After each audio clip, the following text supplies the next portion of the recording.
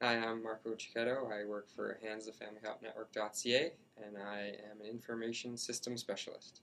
One of my favorite stories is when I was younger, my brothers would tape me up in duct tape or packing tape from head to toe, pretty much, and just put me through kind of a gauntlet of brutal activities. It was all fun and games for them, but I guess they didn't really much care about my feelings or emotions at that point, right? And the worst part is my brothers, since they were all closer together and all went to the same high school, they had a lot of friends that I shared friends with, and with their younger brothers and whatnot. So there was a big community that we were all friends with, and it kind of started rubbing off on their friends, which then my friends started getting picked on as well, right? So then when I went to go visit them, it was just kind of this chain reaction of just horror stories that would come out from there, right? My name is Marco Cicchetto, and I'm proud to support Hands and Your Family Story.